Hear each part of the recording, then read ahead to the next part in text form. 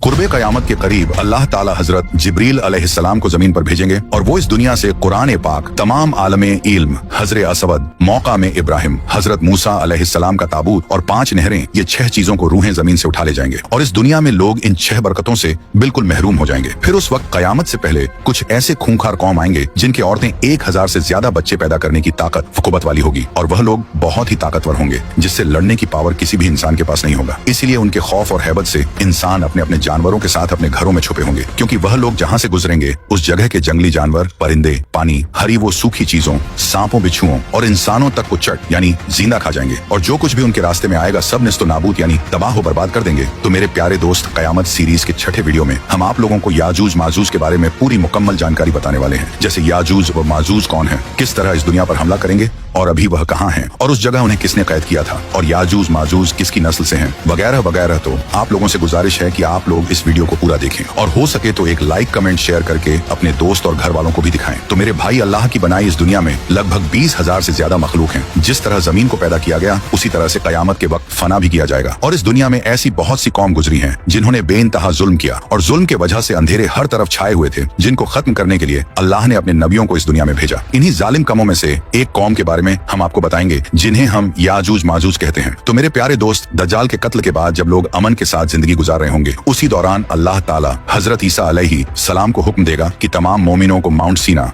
यानी कोहे तूर पर ले जाएं, उसी जगह जहां हजरत मूसा अलैहिस्सलाम अल्लाह से बात किया करते थे, क्योंकि अब कुछ ऐसे वहशी दरिंदे लोगों को छोड़ दिया जाएगा कि कोई कौम उनसे लड़ नहीं सकेगी। तो हजरत ईसा अलैहिस्सलाम तमाम मुसलमानों को माउंट सीना के किले में ले जाएंगे और वही रहेंगे। और प्यारे दोस्तों, इसमें कोई शक नहीं कि दुनिया के तमाम इंसान हजरत आदम अलैहिस्सलाम की औलाद हैं। इस तरह ये जालिम कौम याजूज माजूज भी हजरत आदम अलैहिस्सलाम की औलाद में से ही है और हजरत आदम अलैहिस्सलाम की औलाद हजरत नूह अलैहिस्सलाम के 3 बेटे थे, जिसमें से एक बेटे का नाम याफिस था और याफिस के 12 बेटे थे, जिनमें से 2 बेटों का नाम याजूज माजूज था और इन्हीं बेटों से याजूज माजूज की नस्ल चली और अल्लाह ताला ने बनी आदम को 10 हिस्सों में तकसीम किया। 9 हिस्सों में याजूज माजूज बनाए और 1 हिस्से में बाकी के आम इंसान बनाए। एक रिवायत के मुताबिक यह लोग काफिर और दोजखी हैं। याजूज माजूज का जिक्र दुनिया के दूसरे मजहब की किताबों में भी किया गया है और कुरान मजीद के सूरह कहफ आयत 83 से 97 तक पूरी तफसील तौर पर गवाही दी गई है कि याजूज माजूज 2 वहशी खूंखार कबीलों के नाम है और वह अपने इर्द गिर्द बहुत ज्यादतियां और जुल्म किया करते थे। दरअसल याजूज माजूज एक या कई बड़े बड़े कबीले थे। ये नॉर्थ एशिया के दूर दराज इलाकों में रहने वाले जंगजू डाकू किस्म के लोग थे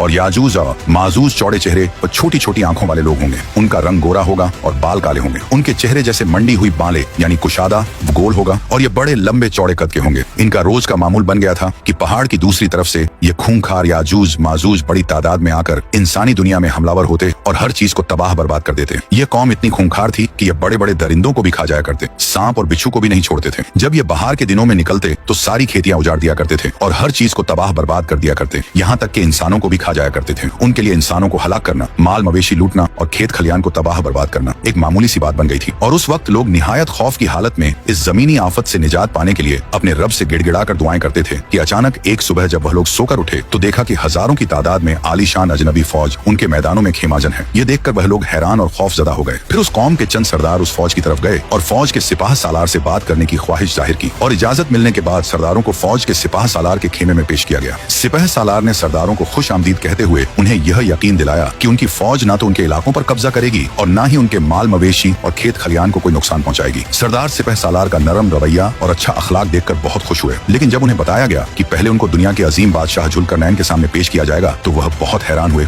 और सोचने लगे कि शायद यह शख्स कुदरत की तरफ से हमारे लिए निजात का जरिया बनाकर भेजा गया है। हजरत जुल्करनैन के बारे में कहा जाता है कि यह कोई नबी नहीं थे बल्कि अल्लाह के एक नेक बंदे और बादशाह थे। इन्होंने अपनी सारी जिंदगी सफर में गुजारी। हजरत जुल्करनैन को अल्लाह ताला ने बड़ी कुव्वत और ताकत अता की थी और इन्हें हर चीज के रिसोर्सेज दे दिए थे। हजरत जुल्करनैन एक सफर शुरू किया और वह सफर करते करते एक ऐसी जगह पहुंच गए जहां उन्हें सूरज काली कीचड़ में गुरूब होता दिखाई दिया। वहां पर जुल्करनैन ने किसी किस्म के कुछ लोग देखे। अल्लाह ताला ने हजरत जुल्करनैन से कहा कि अगर आप चाहे तो इन्हें सजा दे दें और अगर आप चाहे तो इनके साथ अच्छा सलूक करें, यह तुम्हारी मर्जी है। इस पर हजरत जुल्करनैन ने कहा कि जो भी गलत होगा मैं उसे सजा दूंगा और जो नेक होगा उसके लिए कोई सजा नहीं होगी। फिर उसके बाद हजरत जुल्करनैन एक और सफर पर निकले और इस बार वह सूरज निकलने की जगह पर पहुंच गए। अब यहाँ पर भी एक अजीब बात होती है। आप देखते हैं कि सूरज और वहाँ रहने वाले लोगों के बीच किसी किस्म की कोई आड़ या बचाव नहीं है। वह सूरज से बच नहीं पा रहे थे। इसके बाद हजरत जुल्करनैन अपने तीसरे सफर पर निकले, यहाँ तक कि वह दो रुकावट यानी दो पहाड़ के दरमियान पहुंच गए। वहाँ पर उन्हें कुछ लोग मिले जो बड़ी मुश्किल से उनकी जुबान समझ पा रहे थे, और ये वही लोग थे जिनका जिक्र मैंने पहले किया। फिर वह लोग हजरत जुल्करनैन के सामने पेश होकर किसी तरह से बातचीत करके उन लोगों ने हजरत जुल्करनैन से कहा, हमें याजूज व माजूज बहुत ज्यादा परेशान करते हैं। क्या ऐसा हो सकता है कि हम आपको कुछ खर्च वगैरह दे देते हैं और आप इसके बदले में हमारे और उनके दरमियान कोई रुकावट रखकर उनका रास्ता बंद कर दें? इस पर हजरत जुल्करनैन ने फरमाया, जो कुछ अल्लाह ने मुझे अता किया है वह उससे बेहतर है जो तुम लोग मुझे दोगे, लेकिन फिर भी हाँ, मैं तुम्हारा यह काम करूंगा, लेकिन तुम लोग एक तरह से मेरी मदद कर सकते हो। मुझे तुम्हारी कुव्वत और ताकत चाहिए होगी। अगर तुम लोग ऐसा कर दो तो मैं तुम्हारे और याजूज माजूज के दरमियान एक ऐसी मजबूत दीवार बना दूंगा जिसे याजूज माजूज ना तोड़ पाएंगे और ना ही उसे पार कर पाएंगे। और हाँ, जुल्करनैन इनका लक़्ब था जो दो वजहों से दिया गया था। एक तो यह कि इन्होंने जमीन की दो इंतहा के सफर किए थे, यानी मशरिक से लेकर मगरिब तक, और दूसरी ये कि ये एक ऐसा ताज पहनते थे कि उस पर दो सींग हुआ करते थे। कहा जाता है कि दुनिया भर के बादशाह इनके ताबे थे और इनके खालाजाद भाई हजरत खिज्र अलैहिस्सलाम इनके वजीर थे। कुछ लोग सिकंदर आजम को जुल्करनैन समझते हैं, लेकिन ऐसा नहीं है, क्योंकि हजरत जुल्करनैन एक अल्लाह को मानने वाले मुसलमान थे और सिकंदर आतिश परस्त और कई खुदाओं को मानने वाला था, इसलिए सिकंदर जुल्करनैन नहीं हो सकता। उसके बाद फिर जुल्करनैन उन लोगों से कहते हैं, मेरे पास लोहे की चादर लाओ प्यारे दोस्तों। जब हजरत जुल्करनैन हमारी इस दुनिया में आए तब लोहे का इस्तेमाल शुरू नहीं हुआ था। हालांकि लोहा शुरू से ही इस दुनिया में मौजूद था, लेकिन लोहे का इस्तेमाल जैसा कि आज हम होते हुए देखते हैं, ऐसा आज से कुछ साल पहले शुरू हुआ। लेकिन हजरत जुल्करनैन हमसे पहले लोहे के इस्तेमाल से वाकिफ थे, इसलिए उन्होंने उन्हें हुक्म दिया कि जाओ और लोहे की मोटी मोटी चादर बनाओ और मेरे पास लेकर आओ। और चादर कैसे बनानी है ये सब हजरत जुल्करनैन ने उन्हें गाइड किया और उन्हें बताते रहे। बहरहाल जब लोहे की मोटी चादर बनकर तैयार हो गई तो हजरत जुल्करनैन ने उन्हें आपस में जोड़ना शुरू किया। इस तरह वह चादर एक दूसरे के साथ जुड़कर एक दीवार की शक्ल में तैयार हो गई। जब यह दीवार खड़ी हो गई तो हजरत जुल्करनैन ने उन लोगों से कहा कि अब इस लोहे को हवा दो। तो उन लोगों ने एक तरह की धूप के जरिए उस लोहे में हवा दी। इससे वह लोहे की दीवारें गर्म हो गई और फिर किसी तरह से हजरत जुल्करनैन ने एक तरह की वेल्डिंग करवाकर चादरों को एक दूसरे को आपस में सील दिया और उनके दरमियान कोई गैप, कोई दरार बाकी न रहा और वह एक सिंगल दीवार बन गई। फिर हजरत जुल्करनैन ने कहा कि पिघला हुआ तांबा लाओ। फिर वह पिघले हुए तांबे को गर्म लोहे के ऊपर डाल दिया। तांबा इसलिए डाला क्योंकि तांबा फ्लेक्सिबल होता है ताकि जलजले की सूरत में दीवार गिरने से बच जाए। और इस तरह बादशाह ने पहाड़ों के दरमियान लोहे की एक बड़ी और ऊंची दीवार खड़ी कर दी और याजूज माजूज का इस दीवार पर चढ़ना नामुमकिन हो गया। लेकिन ऐसा भी हो सकता है कि वह दीवार जो हजरत जुल्करनैन ने याजूज माजूज को बंद करने के लिए बनाई थी वह दो पहाड़ों के दरमियान न होकर एक गाड़ के दरमियान भी हो सकती है। और हो सकता है कि याजूज माजूज किसी बड़ी गाड़ में रहते हो और उसमें से निकल कर आते हो और हजरत जुल्करनैन ने उसी गाड़ के मुंह को उस बड़ी दीवार से बंद किया हो। फिर दीवार बनाने के बाद हजरत जुल्करनैन ने कहा, मैंने तुम्हारे लिए दीवार बना दी है जो कि बहुत मजबूत है, लेकिन जब मेरे रब की मर्जी होगी तो यह टूट कर रेजा रेजा हो जाएगी। तो इस तरह यह कौम हमारी दुनिया से पूरी तरह से अलग हो गई। लेकिन आज भी वह इस दीवार के पीछे रहकर याजूज माजूज हर रोज अपनी दीवार में खुदाई की कोशिश कर रहे हैं और वह इस दीवार को तोड़ने की मुसलसल कोशिश कर रहे हैं और वह हर रोज उस दीवार को चाटते चाटते पतली से पतली कर देते हैं। लेकिन तभी उन लोगों को सूरज की रोशनी दिखाई नहीं देने के कारण उनका सरदार कहता है कि अब लौट चलो, बाकी कल खो देंगे, और उन्हें हुक्म मिलता है कि काम बंद कर दो, अब कल आएंगे